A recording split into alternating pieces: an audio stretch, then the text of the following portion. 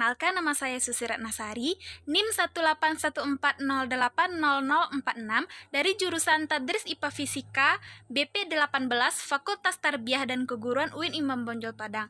Nah, kali ini Susi akan membahas materi biofisika yang berkaitan dengan membran sel dengan dosen pengampu Dr. Milyasari SPD MSI. Selamat Susi akan membahas tentang materi biofisika yang berhubungan dengan membran sel dengan 6 cakupan materinya. Yang pertama, ada konsep fisika dalam membran. Yang kedua, konsep transport aktif pada membran. Yang ketiga, konsep difusi pada membran. Yang keempat, konsep osmosis pada membran. Yang kelima, konsep transport pada darah. Dan yang terakhir, prinsip kerja tekanan osmotik pada teknologi. Nah, yang pertama, Susi akan membahas tentang konsep fisika dalam membran sel. Nah, teman-teman bisa lihat di gambar ini adalah struktur membran sel. Nah, cara kerja membran sel yaitu ada transport molekul-molekul, kemudian protein transmembran langsung ditransport menuju protein pembawa. Nah, air berdifusi yaitu bilayer lipida. Konsep fisika pada membran yaitu struktur membran sel model mozaik fluida, dua lapisan lemak dalam bentuk fluida dengan molekul lipid yang dapat berpindah secara lateral di sepanjang lapisan membran. Komponen-komponennya bebas bergerak dan dapat terikat bersama dalam berbagai bentuk interaksi semi permanen. Tubuhmu terdiri dari banyak sel, triliunan dari mereka, saling berikatan satu sama lain membentuk jaringan tubuh. Sel memiliki bagian-bagian dan organel-organel yang berbeda bentuk, ukuran, struktur, dan fungsinya. Agar komponen organel, sel, dan fungsinya dapat dikaji, ahli sitologi menggunakan pendekatan biokimiawi yang disebut fraksionasi sel. Contohnya, membran sel yang membatasi isi sel dengan lingkungan di sekitarnya. Nukleus, tempat menyimpan informasi genetik berupa DNA. Sitoplasma, cairan yang terletak di dalam sel. Ribosom, tempat terjadinya sintesis protein. Lalu ada retikulum endoplasma. Badan Golgi berperan sebagai pusat produksi, pergudangan, penyortiran, dan pengiriman produk sel.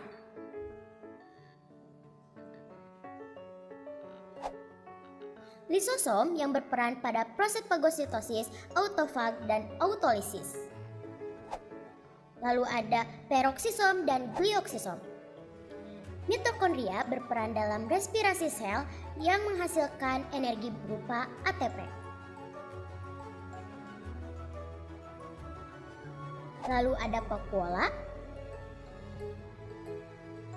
sentrosom dan sentriol yang berperan dalam pembelahan sel sitoskeleton untuk menyokong dan mempertahankan bentuk sel. Sel melakukan interaksi baik dengan sel lainnya maupun dengan lingkungannya. Sangat dibutuhkan untuk mempertahankan kelangsungan hidup sel tersebut. Interaksi sel dilakukan dengan cara transport melalui membran plasma. Mekanisme transport terbagi menjadi dua, yaitu transport pasif dan aktif. Yang akan kita fokuskan adalah transport aktif, yaitu eksositosis dan endositosis adalah transfer partikel dan molekul besar melalui pelipatan membran plasma atau pembentukan vesikula. Mekanisme eksositosis bermula ketika badan Golgi ingin mengeluarkan molekul besar yang dimasukkan ke vesikel, mendekati lalu menyentuh membran sel dan mengeluarkan isi dari vesikulat tersebut. Selanjutnya ada endositosis. Endositosis dibagi menjadi 3, yaitu fagositosis. Terjadi saat sel menelan makanan lalu partikel dibungkus vakuola. Yang kedua ada pinositosis. Terjadi saat cairan ekstraseluler masuk ke dalam lipatan membran plasma yang membentuk vesikula kecil. Endositosis yang diperantarai oleh reseptor terjadi saat cairan ekstraseluler terikat pada reseptor yang berkumpul pada lubang yang dilapisi protein pada membran plasma dan membentuk vesikula. Pengertian proses difusi dalam larutan. Pengertian difusi adalah pergerakan suatu molekul dari konsentrasi rendah ke konsentrasi tinggi yang melalui atau melewati membran sel. Sebagai contoh adalah senyawa air yang ditampung dalam gelas, kemudian diberi sekat yang dinamakan membran, sehingga volume air terbagi menjadi dua sama besar.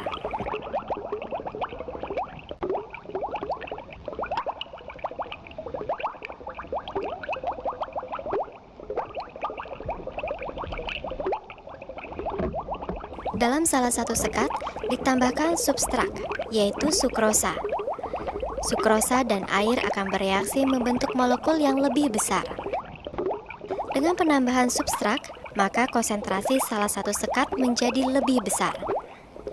Hal ini mengakibatkan terjadinya pergerakan air dari konsentrasi air yang lebih besar ke arah konsentrasi air yang lebih sedikit dengan melewati membran. Selanjutnya, ini ada ilustrasi gambar tentang proses difusi dan osmosis. Teman-teman bisa melihat. Di sini ada kantung berpori berisi larutan gula dan ada air sebagai pelarut. Kantung dimasukkan ke dalam gelas yang berisi air. Teman-teman bisa melihat. Difusi merupakan perpindahan zat terlarut dari konsentrasi tinggi ke konsentrasi rendah. Nah, glukosa memulai berpindah mencari ruang yang konsentrasi zat terlarutnya lebih rendah. Dalam difusi yang berpindah yaitu zat terlarutnya atau glukosa. Glukosa terus berpindah hingga kantung berpori semakin menyusut atau berkerut. Bisa kita lihat pada ilustrasi gambar tersebut. Perpindahan zat terlarut juga diikuti dengan perpindahan pelarutnya. Maka yang terjadi dalam difusi adalah perpindahan zat terlarut dari konsentrasi tinggi ke konsentrasi rendah.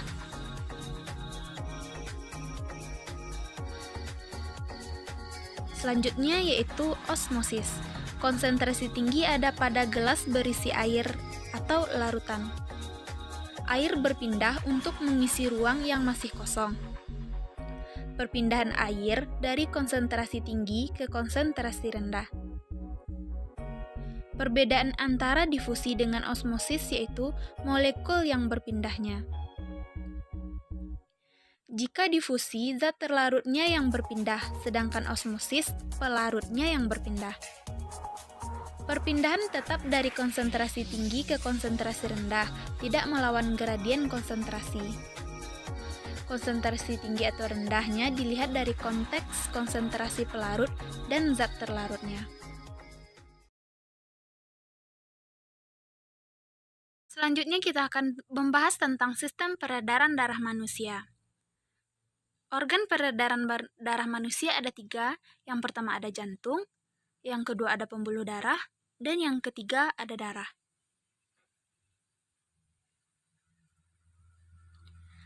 Jantung manusia terletak di dalam dada sebelah kiri. Jantung berfungsi memompa darah ke seluruh tubuh, dan jantung berukuran sebesar kepalan tangan masing-masing pemiliknya.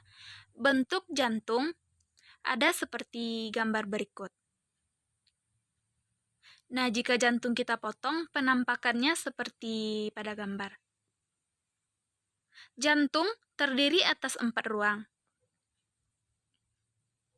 Nah, ini untuk mempermudah teman-teman, dibagi menjadi jantung itu ada terdiri dari 4 ruang. Yang pertama ada serambi kiri, yang kedua ada serambi kanan. Nah, ini adalah serambi kiri. Yang ini adalah serambi kanan. Seterusnya ini adalah bilik kiri. Dan yang keempat bilik kanan. Agar darah dalam ruang jantung tidak tercampur, maka jantung mempunyai katup atau sekat yang biasa disebut katup jantung. Selanjutnya, pembuluh darah. Jenis-jenis pembuluh darah yang pertama ada arteri atau nadi, pembuluh darah yang membawa darah keluar dari jantung dan biasa berwarna merah. Nah, ini adalah aorta atau pembuluh nadi terbesar. Nah, ini ada nadi atau arteri, dan ini adalah pembuluh kapiler, pembuluh yang sangat kecil, yang menjadi penghubung ke organ.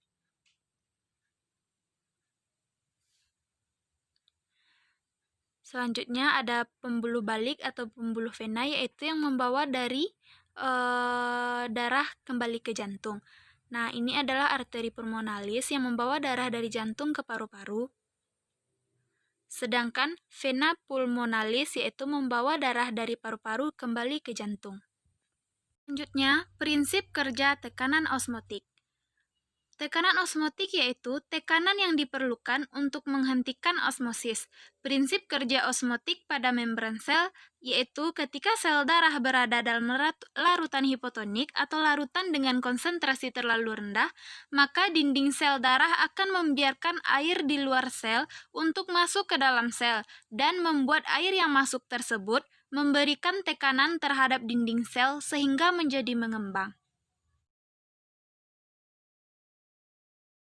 Yang terakhir, kita akan membahas tentang prinsip kerja tekan osmotik pada teknologi.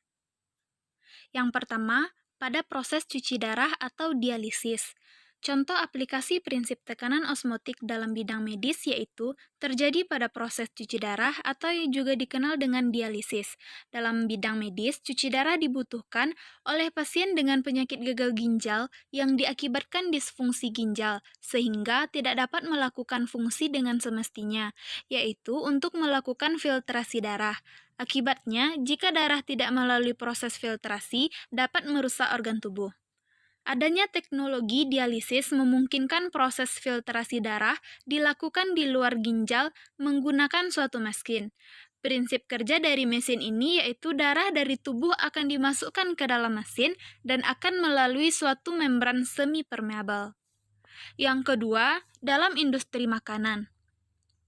Dalam industri makanan, terutama untuk proses pengawetan makanan, prinsipnya memanfaatkan terjadinya krenasi pada sel di mana untuk mengawetkan makanan, industri makanan biasanya menggunakan gula dengan jumlah banyak untuk menghasilkan larutan konsentrasi tinggi.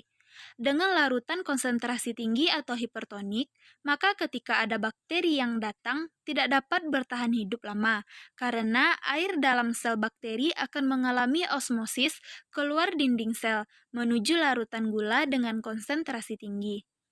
Akibatnya, sel pada bakteri akan mengalami peristiwa krenasi yang menyebabkan sel mengerut, sehingga akan kehilangan fungsinya dan membuat bakteri tersebut mati.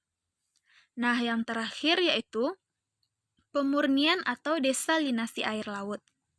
Untuk membuat air laut dapat digunakan dan dikonsumsi, maka diperlukan pemurnian untuk memurnikan air dari zat terlarut yang ada pada air laut.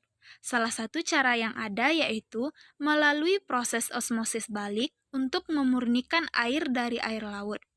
Prinsipnya yaitu dengan memberi tekanan yang lebih besar dari tekanan osmotik air laut tersebut, sehingga air sebagai pelarut akan melalui membran semi-permeabel meninggalkan zat terlarut pada air laut yang tidak dapat melalui membran.